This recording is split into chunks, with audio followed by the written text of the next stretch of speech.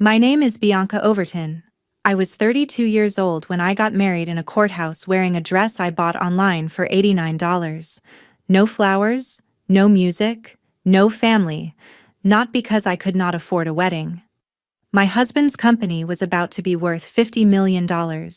I got married in a courthouse because on the same Saturday, all 40 of my relatives were at my sister Megan's 30th birthday party. My parents chose her party. My aunts chose her party. My cousins, my grandmother, every single person who shared my last name, they chose her party. 3 weeks later, the world changed. And 6 weeks after that, my mother called me and said the words that proved everything I already knew. We need to talk about the family. But here is what none of them knew. I had been preparing for that phone call since the morning after my wedding. Welcome back to Hidden Family Revenge. This is where real family drama meets real consequences. No sugarcoating, no fairy tale endings. If these stories hit close to home, drop a comment and be sure to subscribe. The Overton family had a hierarchy, and it was never subtle. My mother Diane ran the house like a production. Every holiday, every milestone, every Sunday dinner, Diane was the director, and my sister Megan was always the lead. My brother Tyler got the supporting role, the charming one, the baby. And me, I was the crew. The one who showed up, did the work, and never expected applause. My parents divorced when I was 11. Dad moved to Oregon with a woman named Pam. He sent birthday cards the first 2 years. Then he stopped. Mom blamed me for it. She never said it plainly, but the message was clear. "You look just like your father," she would say, when I did something that annoyed her. Same eyes, same stubborn mouth. Megan was 3 years older and had inherited everything Diane valued: confidence, volume, presence. She filled a room. I just happened to be in it. Tyler was 4 years younger, the accident baby, and the family treated him accordingly. He could do no wrong. He just needed a little more time, a little more patience, a little more money. My mother once forgot my 16th birthday. She remembered 3 days later.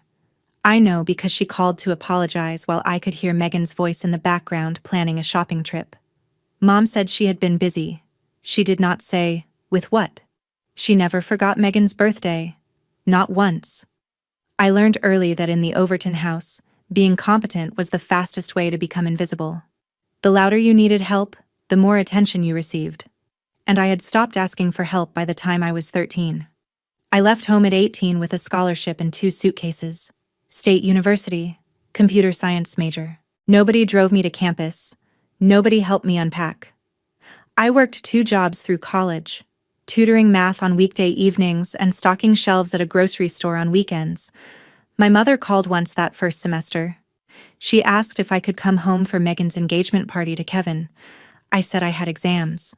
She said, "Megan will be disappointed." I did not point out that Megan had not called me herself. I graduated with a 3.9 GPA and 0 debt. Moved into a shared apartment in the city with a classmate. Got hired at a mid-sized software company within 2 months. Worked my way from junior developer to senior engineer in 4 years. I was good at building things quietly. It was the only skill my family had ever taught me. I met Ethan Overton at a tech conference in 2019. He was presenting a product demo. I was debugging a client issue on my laptop in the back row. He asked me if his presentation was boring. I told him his database architecture needed work. He laughed. We had coffee after. Ethan was like me. Quiet, focused, allergic to drama. He had grown up in a stable 2-parent household in Vermont, and when I described my family situation, he listened without trying to fix it. That was rare. On our 5th date, after I had laid out the full Overton dysfunction, he said 4 words that no one in my family had ever said. "They don't deserve you." He was not trying to be romantic. He said it the way you state a fact. And I believed him because he had no reason to lie. Ethan proposed in October. Simple. A walk along the river, a ring he designed himself, and a question I answered before he finished asking it. We set the wedding for March 15th. I called my mother to share the news. She picked up on the 4th ring. "Mom, Ethan and I are getting married. March 15th. There was a pause. Then, that's nice, honey. Listen, Megan just booked a venue for her 30th. The Monarch downtown. Can you believe it?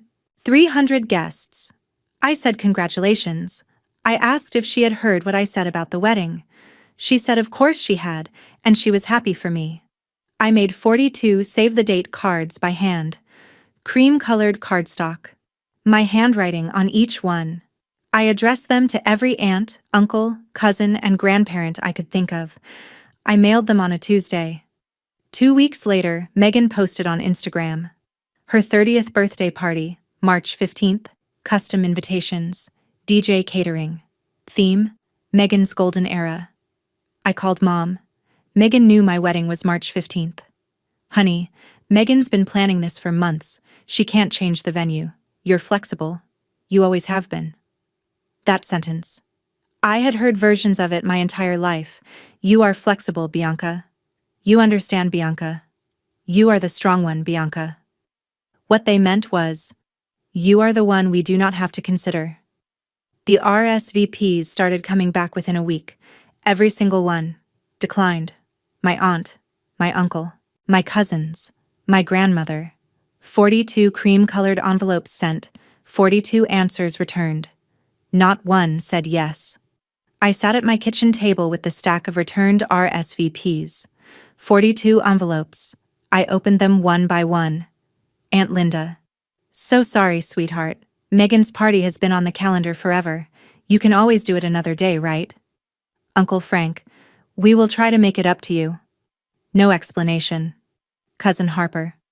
Mom said your wedding was postponed? Are you doing it next month instead? I stopped at that one. Postponed. I had not postponed anything. I checked 3 more cards.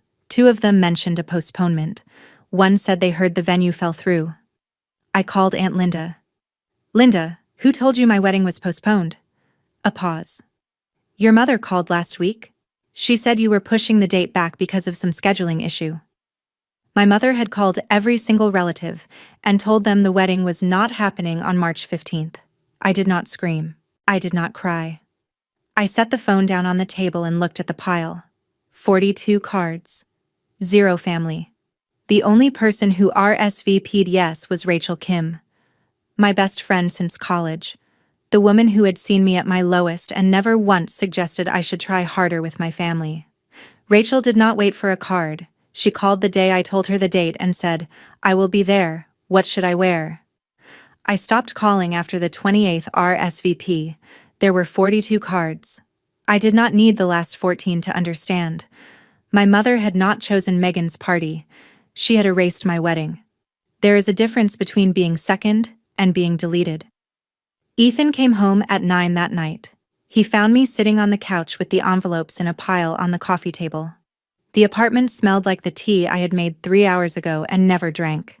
He sat down next to me, picked up one envelope, read it, set it back. What do you want to do? He asked. Not cancel it? Not confront them? Not, I'll handle this. Just the question that mattered. I want to marry you on March 15th, I said. I don't care where. Then we marry on March 15th. He pulled me into his shoulder and we sat like that for a while, not talking. The pile of envelopes sat on the table like a verdict. Ethan's phone rang around 10. His co-founder, Marcus. I could hear Marcus's voice through the speaker. Something about paperwork, filings, a timeline. Ethan stepped into the bedroom and closed the door. When he came back, he looked equal parts exhausted and electric. Everything okay? I asked. Yeah. Marcus says the paperwork is filed. 6 weeks, maybe 7. 6 weeks until what? He smiled, the kind of smile that holds a secret. I'll tell you when it's real. Right now, let's focus on March 15th. I did not press him. Ethan never made promises he could not keep, and he never shared news until it was certain. That was one of the reasons I trusted him. In a family where words meant nothing, I had married a man whose words meant everything. I cleaned up the envelopes that night, put them in a shoebox, placed the shoebox on the top shelf of the closet. Then I went to bed. March 15th, 7:45 in the morning. I stood in front of the bathroom mirror in an $89 dress I had ordered online 3 weeks earlier. White, simple, knee-length. It fit well enough. Ethan wore his navy suit, the one he bought for investor meetings. He looked handsome, nervous, happy. Rachel arrived at 7:30 with a bouquet she had picked up from a bodega on the way. Daisies and baby's breath. She was wearing a blue dress and crying before we even left the apartment. "Stop," I said. "I can't help it. You look beautiful." "It's a courthouse, Rachel. It's your wedding." She was right. It was. The judge's chambers smelled like coffee and printer ink. Fluorescent lights. Plastic chairs along the wall. The ceremony lasted 8 minutes. The judge read the vows. We repeated them. And at 8:03 in the morning, I became Bianca Overton legally and permanently. Rachel cried through the entire thing. I did not. We took photos on the courthouse steps. Rachel held the bodega bouquet and snapped pictures on her phone. A stranger walking by offered to take one of all 3 of us. I still have that photo framed in my bedroom. 3 people. One of them sobbing. By 8:15, we were eating breakfast tacos in the parking lot, sitting on the hood of Ethan's car. It was the best morning of my life. That evening, I checked Instagram. Megan's birthday party was in full swing. Balloons, a 3-tier cake, a DJ, 40-plus guests in cocktail dresses. Mom had given a toast. I saw the clip. "To my beautiful firstborn," she said, "the light of our family." I closed the app. I did not post anything about my wedding. There was nobody left to tell. The morning after my wedding, I woke up at 6:12. Ethan was already gone. Early meeting at the office, something about a pre-filing review. I checked my phone. No messages from my family. 0. Not a text. Not a voicemail. Not even a missed call. The family group chat had one new message from the night before. A photo of Megan's birthday cake, posted by Mom. Caption, "What a night." I stared at it for a long time. 40 people had celebrated my sister's 30th birthday. 0 people from my family had acknowledged that I got married. The group chat was the proof. Not of what they had done, but of what I had never been. I got up, made coffee, sat at my laptop. I opened a new document and typed the title, Declaration of Financial Independence. I did not know the exact wording yet. I just knew I needed it to exist. Something formal. Something with weight. Something that said in writing what I had been too afraid to say out loud for 32 years. I am not your emergency fund, your backup plan, or your flexible option. At 9, I called Rachel. I need a lawyer's name, someone who handles family civil matters, not divorce, more like formal boundary documentation. I'll text you someone by noon. At 2 in the morning that night, my phone buzzed. Tyler. "Hey sis, congrats or whatever. Hey, you still at Chase Bank, right? Can you check something for me?" "It's not a big deal, just a balance thing." I read the message twice. My brother, who had not come to my wedding, who had not said the word married, was texting me at 2 in the morning about bank accounts. I did not respond. 42 save the date cards. 0 family members at my wedding. And now my own brother was texting me at 2 in the morning about bank accounts. At that point, I had 2 choices. Keep hoping they would change or start building something they could not take from me. What would you have done? Let me know in the comments. 3 weeks passed. The silence from my family was total. No card, no call. Not even a text that said, "Sorry we missed it." In the Overton family, silence was the loudest punishment. Except this time, the silence was not a punishment. It was just indifference. They had not bothered to be angry. They had simply not noticed. I used those 3 weeks. While Ethan worked 14-hour days at the office preparing for something he still would not name, I built my exit. The lawyer Rachel recommended was named David Flores. Quiet, precise, no nonsense. He listened to my situation for 45 minutes and then said, "You don't need a restraining order. You need a declaration." We drafted it together. The Declaration of Financial Independence. One page, notarized, crystal clear. It stated that I, Bianca Overton, would not co-sign any loan for any member of my immediate or extended family. Would not provide monetary gifts exceeding $100. Would not bail out any debt, consumer, gambling, or otherwise. Would not serve as financial guarantor. Would not lend money against future earnings or assets. David asked if I was sure. I said I had been sure since the 28th RSVP. He notarized it on a Wednesday. I signed my name in black ink and watched him press the seal into the paper. It felt like the first official document of my real life. I put the letter in my desk drawer. 4 copies. 1 for each member of my family. I did not know when I would need them. I just knew I would. 3 weeks of silence. 3 weeks of building. And somewhere in downtown Manhattan, a clock was ticking towards something none of us could have predicted. April 5th, a Tuesday. The day everything shifted. Ethan's company, the startup he had co-founded 3 years earlier with Marcus, the one that had burned through 2 rounds of funding and 3 office spaces, went public. The IPO opened at $14 per share and closed at $19. Total company valuation, $50 million. Ethan was the co-founder and chief technology officer. He held roughly 8% of the company. On paper, by the time the markets closed that Tuesday afternoon, his stake was worth just over $4 million. I watched from my desk at the company's engineering floor. I had been employee number 7, hired 18 months before the IPO. I had my own small equity stake. Not millions, but enough to change our lives. The office erupted. People cheered, hugged, took selfies with the stock ticker on the break room TV. Marcus popped champagne. Ethan found me at my desk. He looked dazed. "It's real," he said.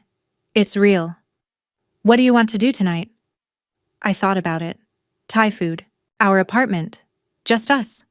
He grinned. Done. That night, we sat on our second-hand couch eating pad thai from containers, watching the financial news coverage on mute. $4 million in equity, a $50 million company. And we were eating $12 takeout in a 1-bedroom apartment. "We should probably look at houses," Ethan said. "I already have a list."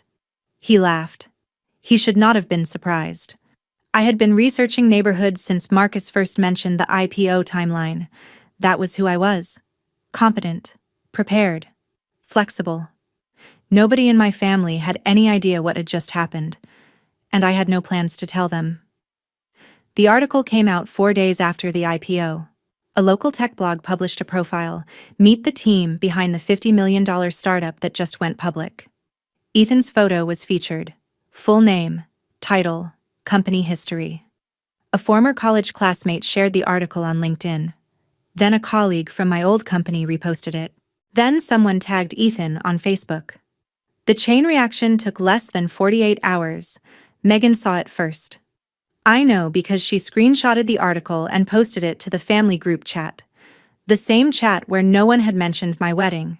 The same chat where Mom had posted Megan's birthday cake photo with the caption, "What a night." Megan's message. "Did you guys know about this? Bianca's husband?" Aunt Linda replied, "Wait, what?" Uncle Frank. "That Ethan? The quiet one?" Tyler. 3 laughing emojis and a money bag. Mom. "What? Let me call her." I watched the messages scroll in real time. The family group chat that I had muted on the morning after my wedding was suddenly the most active it had been in months. 27 messages in 90 minutes. Every single one about money. Not one of them started with "Congratulations on the IPO." Not one said, "How are you?" They went from zero awareness to full financial interest in the time it took to read a tech blog. My phone lit up. Mom calling.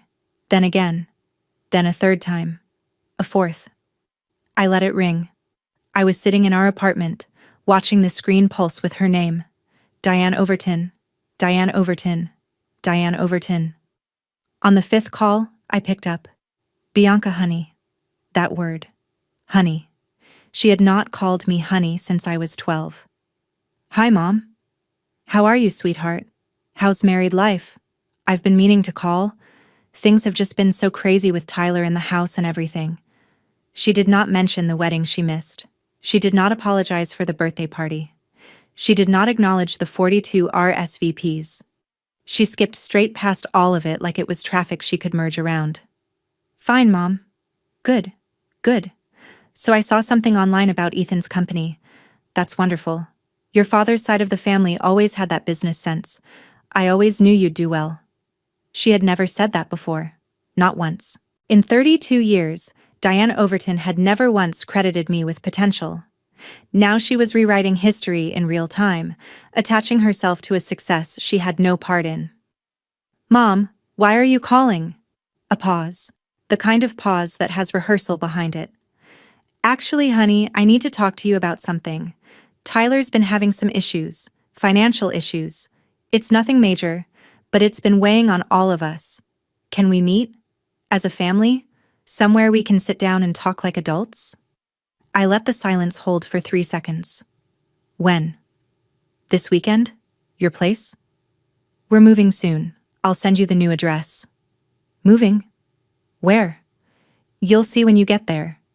I gave her a date and a time and hung up. She had called me honey 4 times in 2 minutes.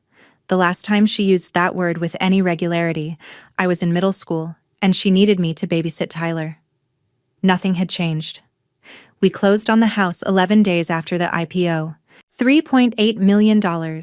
Modern farmhouse on 2 acres, 20 minutes outside the city. 5 bedrooms, floor-to-ceiling windows in the living room, an open kitchen that could seat 12. We paid using a combination of savings and proceeds from a pre-IPO secondary share sale that Ethan had quietly arranged 6 months earlier. It was not reckless. It was planned. The numbers worked because we had spent 3 years living in a 1-bedroom apartment, saving 60% of our combined income. I walked through the empty rooms on the first day. My footsteps echoed. Sunlight came through the windows in long rectangles on the hardwood floor. 5 bedrooms for 2 people who had spent their entire relationship in 900 square feet. I placed one item in the house before any furniture arrived: the marriage certificate. Framed. Simple gold frame, courthouse seal visible in the lower corner. I hung it on the wall just inside the front entryway, at eye level. Anyone walking through the door would see it before they saw anything else. $27 for the certificate, $12 for the frame. The most expensive piece of paper in a $3.8 million house, not because of what it cost, but because of what it meant. I texted Mom the new address. She replied with a thumbs-up emoji and, "See you Saturday." $3.8 million, 5 bedrooms. And the first thing I hung on the wall was a piece of paper from the courthouse that cost $27. I stood in the entryway and looked at it. My name. Ethan's name. The date. March 15th. The day 40 people chose a birthday party over this. 2 days before the family meeting, Rachel sent me a link. "You need to see this," she texted. No context, just a URL. It led to a gambling forum. Anonymous posts, user handles, no real names. But Rachel was a data analyst. She had found Tyler's profile through a chain of breadcrumbs I would never have thought to follow. His username was a variation of his Xbox gamertag. His post history was a spreadsheet of debt. I read for an hour. He owed money to 3 separate sources: online poker platforms, a sports betting app, a private loan from someone he referred to only as D. He had borrowed from Mom $45,000 out of her retirement account, $20,000 from Megan, $15,000 from grandmother. Smaller amounts from 2 college friends who had since stopped responding to his calls. Total, $180,000. But one post stopped me cold. Dated 3 weeks earlier, the week of my wedding. "My sister just married some tech guy. Once the money hits, I'm golden." I read it 3 times. Once the money hits, I'm golden. He had posted that while I was signing my marriage certificate at the courthouse. While I was eating breakfast tacos in a parking lot with my husband and my one friend who showed up. While Mom was giving her light of our family speech at Megan's party. Tyler was sitting somewhere, tapping out a message to strangers on the internet, calculating what my marriage was worth to him. I screenshotted everything, saved the posts to a folder on my laptop, labeled it Family Meeting. Then I printed the forum post, the one about the money, slid it into the envelope next to my Declaration of Financial Independence, Evidence and Boundary, side by side, Thursday evening, 2 days out. I sat at the kitchen island of the new house with the lawyer's final draft. David Flores had reviewed the declaration one last time. No changes needed. The language was clear, the scope was airtight, and the notary seal was valid in our state. It was not a legal injunction. It was not a restraining order. It was a written boundary. A formal statement that I would not be anyone's financial safety net. I printed 4 copies. One for Mom, one for Tyler, one for Megan, one for Dad, who had called Mom the day before and said he was coming too. I had not seen my father in 4 years. He had remarried, moved to a new state, and checked out of parenting around the same time I checked out of expecting it. Each copy went into a white envelope. I wrote each name on the front in black ink. Ethan came into the kitchen. He looked at the 4 envelopes lined up on the granite countertop. "Are you sure about this?" "I've been sure since the 28th RSVP. He nodded. He did not try to talk me out of it. He did not question the timing or the method. He just asked the question that a good partner asks, accepted my answer, and moved on. Rachel texted, "I can come Saturday if you need backup." "No," I replied. "This is mine. Last time I sent 42 envelopes and got nothing back. This time, 4 envelopes and I wanted nothing back. Different math. Same family." I placed the folder of Tyler's forum screenshots next to the envelopes. Then I went to the living room, sat on the floor. The furniture was not arriving until Saturday morning, and looked out the window at nothing. Friday night. The house was empty except for a mattress on the bedroom floor and the marriage certificate on the entryway wall. I sat cross-legged in the living room with my phone. The screens cast a blue glow on the hardwood. I was scrolling through old photos, not intentionally. I had been looking for a receipt, and somehow ended up in the camera roll from 2005.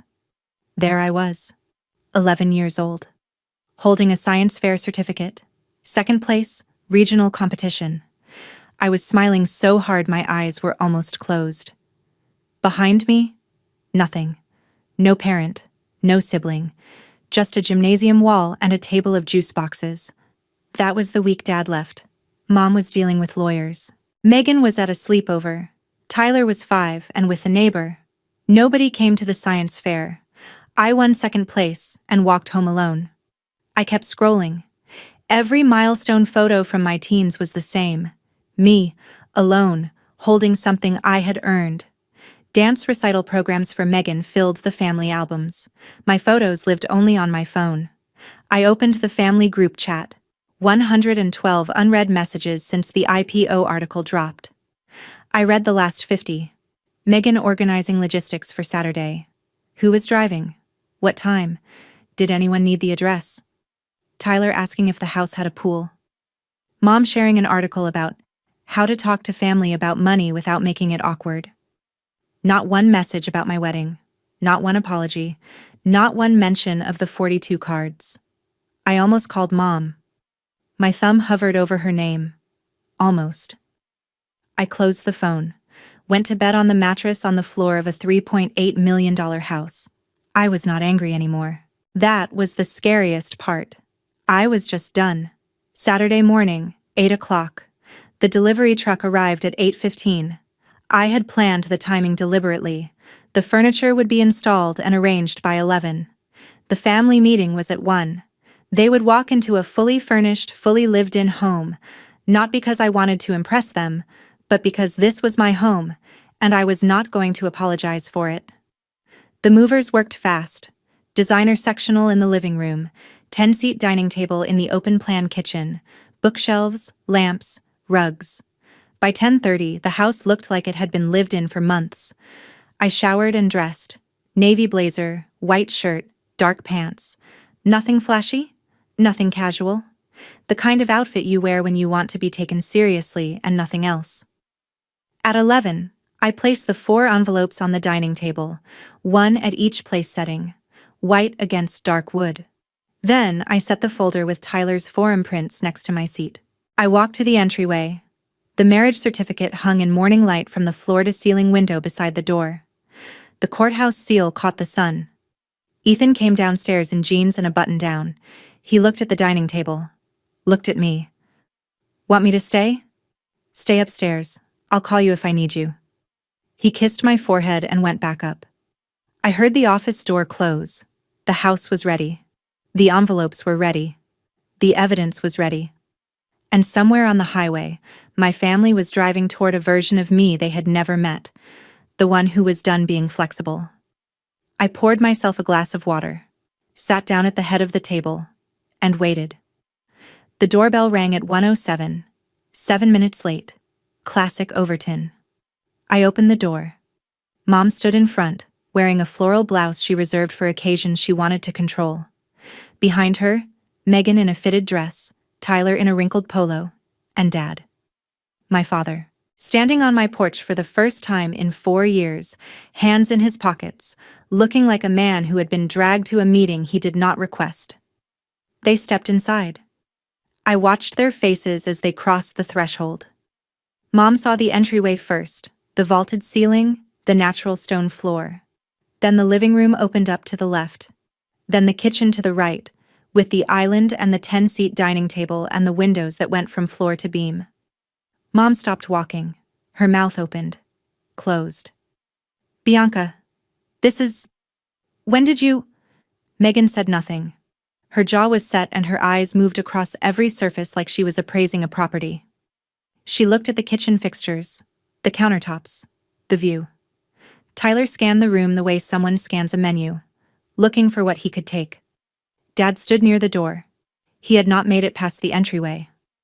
I watched him look at the wall, at the marriage certificate, the courthouse seal, the date, March 15th. He stared at it for 3 full seconds, then looked away. He said nothing. Mom started to speak. Something about how beautiful the house was, how proud she was. But I cut her off. Sit down. Let's talk about what you came here to talk about. I offered them water. Just water. I did not owe them a tour. They sat. I took the head of the table. The envelopes waited. My mother walked into a $3.8 million house and saw the marriage certificate from the courthouse she did not attend hanging in the entryway. She looked at it. She looked away. And she sat down at my dining table to ask me for money. What would you say to someone who treated your biggest day like it did not matter? Comment below. Mom cleared her throat. She had rehearsed this. Family helps family. That's what we've always believed. She folded her hands on the table like she was chairing a board meeting. Her voice was steady, practiced, warm in the way that warm can be a weapon. Tyler has been going through a difficult season. Some financial decisions that didn't pan out. It happens to a lot of young men. He's been working through it, but the numbers have gotten ahead of him. Financial decisions that didn't pan out. She said it like he had invested in a bad stock, not bet $18,000 on a single basketball game. We've all pitched in, she continued. I gave from my retirement. $45,000. Megan contributed $20,000. Even your grandmother helped. $15,000 from her savings. She paused. Looked at me, waiting for the math to land. The total shortfall is $180,000. And we thought, since things seem to be going so well for you and Ethan, maybe you could help close the gap. She said it without blinking. $180,000. She had just asked me for nearly $200,000 at a dining table I had owned for 3 hours. I picked up my legal pad. I wrote 3 numbers. 45, 20, 15. Drew a line. Wrote 180. And what would the money go toward specifically? Getting Tyler back on his feet. Clearing his obligations. A fresh start. Obligations to whom? A beat.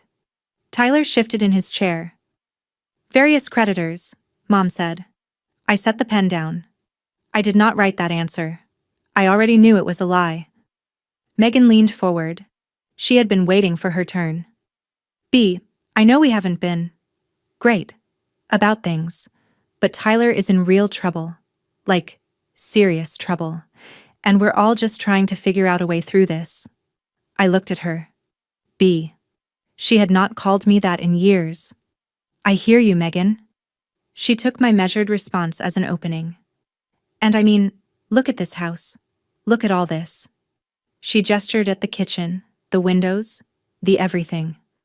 180,000 it's a lot for us. But for you, it's not exactly what? I'm just saying, you married well. Some of us aren't that lucky. The room went quiet. Even Tyler looked up. Dad stared at the table. You married well. Some of us aren't that lucky. She said it like my career, my degree, my 14-hour days, my 4 years of climbing from junior developer to senior engineer, was a footnote. Like the house, the equity, the stability, were all things that had happened to me by accident of marriage rather than by decade of work. And that word, lucky. As if luck had anything to do with eating breakfast tacos in a courthouse parking lot on the morning your entire family chose a birthday party over your wedding. I set my pen down on the legal pad. I looked at Megan. I worked 2 jobs through college. I graduated debt-free. I was employee number 7 at Ethan's company. I wrote code for the product that I PO'd. Lucky is not the word I would use. Megan blinked. She had no response rehearsed for that. Good. I opened the folder. The room shifted. Mom's eyes moved to the papers. Tyler's back straightened. Megan's hands went flat on the table.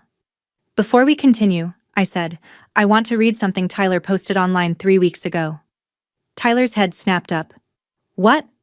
I placed the printout on the table. Black ink on white paper. Forum handle visible at the top. Timestamp. This is from a gambling forum. The post is dated March 15th. My wedding day. I read it aloud. My sister just married some tech guy. Once the money hits, I'm golden. Silence. Tyler's face went pale. Not embarrassed. Caught. Where did you get that? His voice cracked on the last word. It doesn't matter where I got it. What matters is that while I was getting married in a courthouse with one friend as a witness, you were on the internet calculating what my marriage was worth to you. Mom reached for the printout. I let her read it. That's out of context, she said. The context is that Tyler owes $180,000 in gambling debts. Not bad investments, not financial decisions that didn't pan out. Gambling, online poker, sports betting, a private loan from someone he calls D. And he has been counting on my husband's money since before the IPO paperwork was even filed. Tyler stood halfway up. You don't understand the pressure I've been under. Sit down, Tyler. He sat. I understand perfectly. I understand that you've borrowed $45,000 from Mom's retirement, $20,000 from Megan, $15,000 from Grandma, and smaller amounts from friends who no longer take your calls. I know the full number. I know the full story. The family group chat. The same one where they never mentioned my wedding. I had read every message. I just never responded. Dad spoke for the first time. Bianca, let's all calm down here. We're family. Let's not say things we can't take back. I turned to him.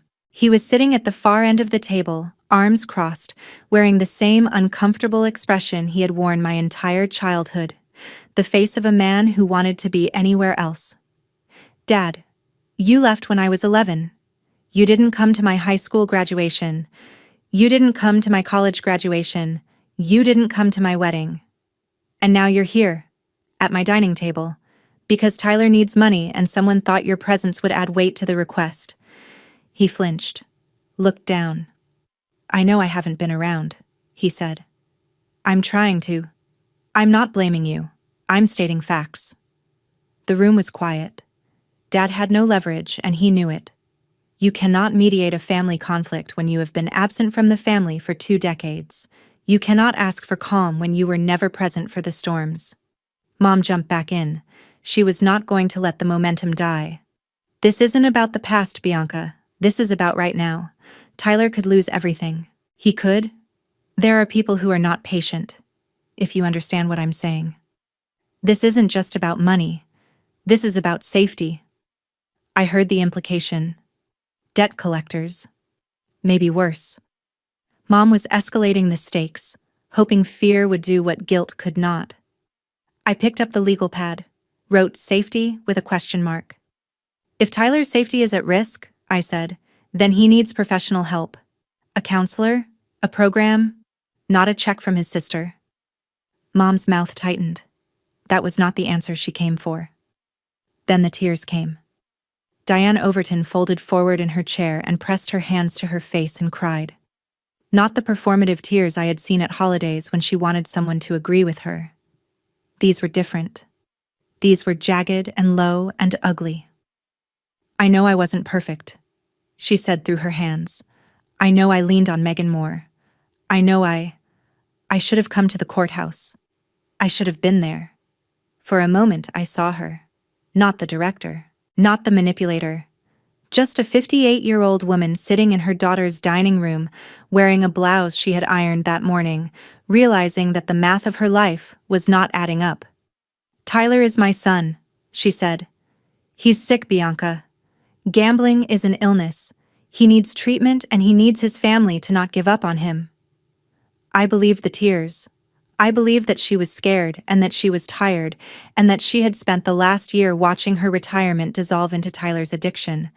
Then she looked up, wiped her eyes, and added, "And if you can't do this for Tyler, do it for me. I can't sleep. My retirement is gone. If you don't help, I'll have to sell the house." There it was. The pivot. From genuine pain to leveraged guilt. Classic Diane. Her tears were real. I believe that. But real tears and honest intentions are not the same thing. She was not asking me to help Tyler. She was asking me to absorb the consequences of a problem she had enabled for years. I had seen this script before. The tears, the guilt, the escalation. It was the same playbook she had used when I was 12, and she needed me to skip my own school play so I could babysit Tyler. I was done running that play. I stood up. The chair legs scraped against the hardwood. Everyone looked at me. I walked to the kitchen island where the 4 white envelopes sat in a row. I picked them up, carried them back to the table, placed one in front of each person. Diane, Megan, Tyler, Dad. "Open them," I said. Tyler poked at his envelope like it might be hot. "What is this?" "This is my answer." Mom reached for hers first. Her hands were still shaking from the tears. She opened the flap and pulled out the single sheet of paper. I let the silence hold while they read. "Before you open those," I said. Some of them had already started reading. "I want to say one thing." They looked up. I sent 42 save-the-date cards for my wedding. Every single one came back declined. Not because you were busy, not because of scheduling conflicts, because Mom called each of you, every aunt, every uncle, every cousin, and told them the wedding was postponed. Diane's face drained of color. Aunt Linda told me, 3 weeks after the wedding. She said you called her personally and said we were pushing the date back. 2 other relatives mentioned the same thing. My own mother called 40 people and erased my wedding from the calendar so that Megan's birthday party could have a full house. Nobody spoke. So when you sit at my table and ask me for $180,000 because family helps family, I need you to understand that I do not have the version of family that you are describing. That family does not exist. It never did. I sat back down. Now read the letter. They read. I watched their faces as the words landed. Mom's eyes moved slowly, line by line. Tyler skimmed, then went back and reread the first paragraph. Megan held the paper like it was a medical result. The letter was clean and direct. David Flores had done excellent work. Declaration of Financial Independence? I read aloud for the room. I, Bianca Overton, hereby declare the following. I will not co-sign any loan, mortgage, or financial obligation for any member of the Overton family. I will not provide monetary gifts exceeding $100 per calendar year. I will not bail out, absorb, or refinance any debt, consumer, gambling or otherwise. I will not serve as financial guarantor, reference, or collateral contact. The notary seal sat in the bottom right corner. The lawyer's letterhead ran across the top. My signature in black ink. Tyler threw his copy on the table. You can't be serious. I have never been more serious. Mom stared at the page. Her tears had dried. What replaced them was something harder. This is a legal document? Against your own family? I looked at her, held her gaze. This is a boundary, Mom. Something you never taught me, so I taught myself. She set the paper down. Slowly, precisely, like she was deciding what to do with the next sentence. Megan was still reading. Her lips moved silently. When she reached the bottom, she folded the letter back into the envelope and placed it on the table. Nobody spoke for what felt like a full minute. The only sound was the refrigerator humming and the faint noise of a lawnmower somewhere down the street. A boundary. In writing. Notarized. The first one I had ever set in this family. The first one that could not be flexible. Tyler moved first. He stood up hard. The chair tipped backward and hit the floor with a crack that echoed through the open kitchen. Megan flinched. Dad pressed back in his seat. You owe us. Tyler's voice came out loud and ragged. You owe us. You lived in that house rent-free until you were 18. Mom fed you, clothed you, kept a roof over your head. And now you sit in your little mansion with your tech bro husband and you think you're better than us? I did not stand. I did not raise my voice. I lived in a room above the garage. I paid utilities from age 15. I have the receipts. Oh, the receipts. Of course you have the receipts. Perfect Bianca with her receipts and her lawyer and her little declaration. You know what you are? You're cold. You're ice cold. I am clear. You're a sellout. You got rich and you forgot where you came from. I remember exactly where I came from, Tyler. That's why I wrote the letter. He stepped toward me. One step, then another. His hands were at his sides, fingers curled. A sound from upstairs. Footsteps. Then Ethan appeared at the top of the staircase. He did not come down. He did not speak. He stood at the railing, arms at his sides, and looked at Tyler. Tyler stopped. He looked up at Ethan, looked back at me. The math was simple. He was in someone else's house, asking for money he had no right to, from a sister he had not bothered to support, and her husband was standing at the top of the stairs watching every word. Tyler sat down. He picked up the fallen chair first. Then he sat. He did not speak again. Megan had been watching everything with her arms crossed. Processing. Calculating. When Tyler went quiet, she filled the space. You know what, Bianca? You always acted like you were above us, like you were too good for this family, like being quiet and competent made you better than everyone in the room.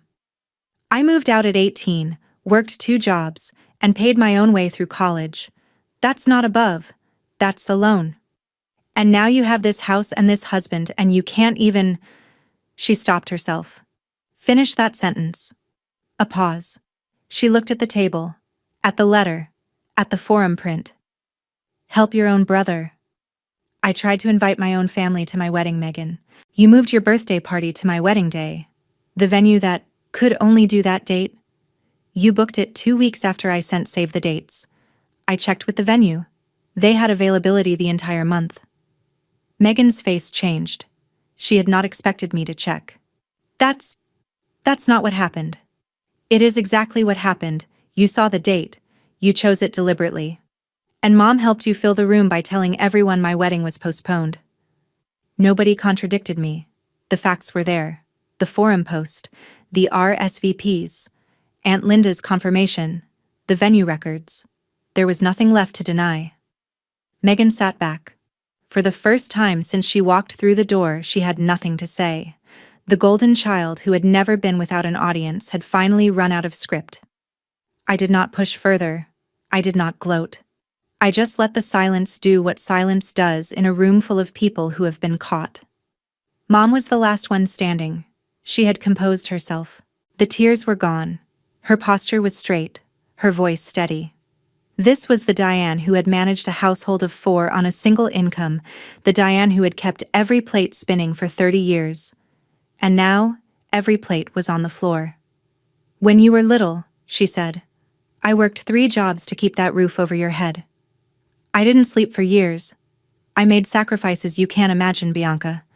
And this piece of paper? This is how you repay me? You worked 3 jobs. That's true. And I'm grateful. But gratitude is not a blank check, Mom. I gave everything I had to this family. You gave everything to Megan. You gave attention to Tyler. You gave me the expectation that I would always figure it out on my own. And I did. That's not a complaint. That's just what happened." She leaned forward. "If you send us away with nothing, if this is your final answer, I will never speak to you again." The ultimate weapon. The nuclear option. The thing Diane Overton had held over every person in her life for decades. The threat of her absence. I looked at her. Really looked. "You didn't speak to me on my wedding day. You didn't speak to me for 3 weeks after. You spoke to me when you needed money. So with respect, Mom, that threat doesn't carry the weight you think it does." Her face crumbled. Not the performed breakdown from earlier. Something smaller. Quieter. A flash of real recognition. The kind that passes through a person's eyes before they push it away. Then she pushed it away. "You'll regret this. Maybe. But I'll regret it on my own terms." Tyler left first. He grabbed his envelope off the table, crumpled it into his jacket pocket, and walked out without looking at anyone. The front door slammed hard enough to rattle the window beside it. Megan stood. She pulled her purse onto her shoulder and started toward the door. Then she stopped in the entryway. She was looking at the marriage certificate. "You know," she said without turning around, "that dress you wore at the courthouse? I saw the photo Rachel posted. $89. A pause. It actually looked beautiful. It was the most honest thing Megan had ever said to me. No angle, no performance, just a sister looking at a piece of paper on a wall and saying something true. And it came too late. She left without waiting for a response. Dad stood slowly. He buttoned his jacket, a habit from the years when he wore suits to work, before the divorce, before Oregon, before Pam. He walked to me. "I'm sorry, Bianca, for all of it." He did not specify what all of it meant. Maybe he did not know himself. He left. Mom was last. She stood at the table for a long moment, her hand resting on the back of the chair. Then she walked to the entryway. She stopped at the marriage certificate, reached toward it, touched the edge of the gold frame. She stared at it. My name. Ethan's name. March 15th. She put her hand down, straightened her blouse, and walked out without saying a word.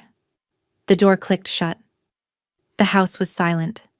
Sunlight still came through the floor-to-ceiling windows. The lawnmower down the street had stopped. I stood in the entryway and listened to the quiet.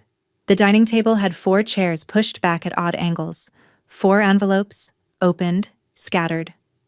The folder with Tyler's forum posts was still open to the page I had read aloud. I sat down in my chair, the one at the head of the table. The glass of water I had poured before they arrived was still full. I drank it. Ethan came downstairs. He sat in the chair next to mine, the one nobody had used. He did not ask what happened. He could read it in the room. "It's done," I said. He reached over and took my hand.